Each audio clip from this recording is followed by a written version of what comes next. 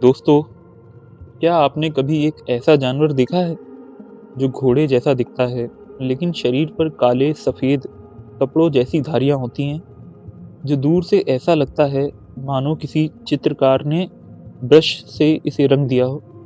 आज हम बात करेंगे एक ऐसे जानवर की जो देखने में जितना सुंदर है उतना ही रहस्यमयी भी है। इस जानवर का नाम है जेब्रा। लेकिन सवाल ये है कि जेब्रा नाम क्यों पड़ा, इसे हिंदी में क्या कहते हैं, क्या सच में इसका पसीना गुलाबी होता है, इसकी धारियाँ किस लिए बनी हैं, क्या यह इंसानों का दोस्त बन सकता है। आज की इस डॉक्यूमेंट्री में हम जेब्रा की पूरी दुनिया जानेंगे। चलिए शुरू करते हैं। जेब्रा नाम कहाँ से आया?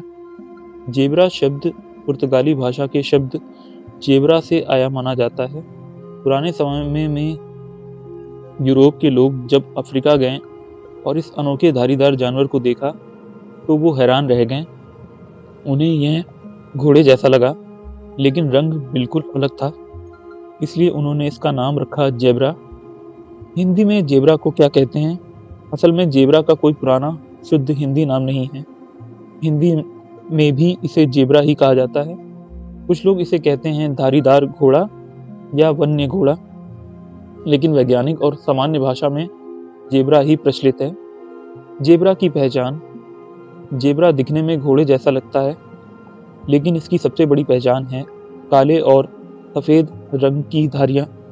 हर जेब्रा की धारियाँ अलग होती हैं, जैसे इंसानों की उंगलियों के निशान अलग होते हैं। कोई दो जेब्रा बिल्कुल एक जैसे नहीं होते। इसके कान बड़े होते हैं, आंखें तेज होती हैं, पैर मजबूत होते हैं और दौड़ने की गति बहुत तेज होती है। जेब्रा कहाँ पाया जाता है? जेब्रा मुख्य रूप से पाया जाता है अफ्रीका महाद्वीप में, जैसे केन्या, तंजानिया, दक्षिण अफ्रीका, नामीबिया और युगांडा में। यह घास के मैदानों में, जंगलों और खुले इलाकों में रहता है। भारत में जेब्रा प्राकृतिक रूप से नहीं पाया जाता। हाँ, चिड़ियाघर में जेब्रा देख सकते हैं। जेब्रा कितनी उम्र तक जीता है? जंगल में जेब्रा लगभग 20 से लेकर 25 साल तक जीता है। चिड़ियाघर और सुरक्षित जगह में 30 साल तक भी जी सकता है। जेब्रा धरती पर कब से है? वैज्ञानिकों के अनुसार जेब्रा के पूर्वज लगभग 40 लाख साल पहले धरती पर थे। यह घोड़े के परिवार से जुड़ा जानवर है। धीरे धीरे मौसम, शिकारियों और वातावरण के कारण इसका शरीर और रंग बदलता गया। क्या जेब्रा का पसीना गुलाबी होता है? हाँ दोस्तों, यह बात बिल्कुल सच है।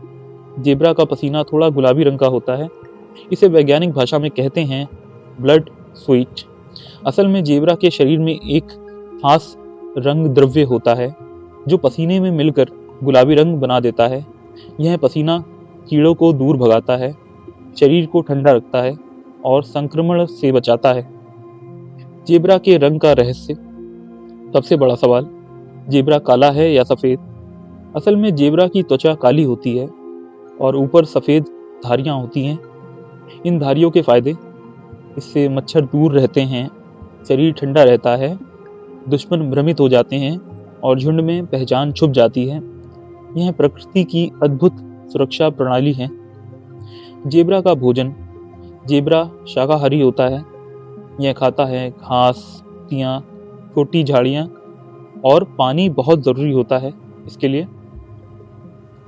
इसकी पसंद और नापसंद। इसकी पसंद है खुला मैदान और ताज़ी घास, झुंड में रहना और साफ पानी। और इसकी नापसंद है अकेलापन, तेज शोर, शिकारी जानवर जैसे लकड़बग्घा, शेर और गंदा पानी। जेब्रा की खासियत, ये तेज दौड़ सकता है, इसकी लात बहुत मजबूत होती है, इसकी सुनने की शक्ति तेज होती है और इसका जो अनोखा रंग है वो तो आपने देखा ही होगा। इसके अलावा इसको सामाजिक जीवन जीना पसंद है। जेब्रा की कमजोरी, जैसे कि शेर और लकड़बग्घा जैसे जानवर, इसके अलावा कभी कभी ये बीमार पड़ जाता है या फिर पानी की कमी के कारण इसको जो परेशानी होती है और जो इंसान इसका शिकार करते हैं, ये इसकी कमजोरी है। क्या जेब्रा पानी और ज़मीन दोनों जगह रह सकता है? जेब्रा ज़मीन पर रहता है, लेकिन यह तैर भी सकता है। नदी पार करना इसे आता है, लेकिन यह पानी में नहीं रह सकता। जेब्रा का पर्यावरण योगदान, ये घास को नियंत्रित करता है, बीज फैलाता है, खाद्य श्रृंखला संतुलन और जैव विविधता बनाए रखता है। क्या जेब्रा इंसानों का दोस्त बन सकता है?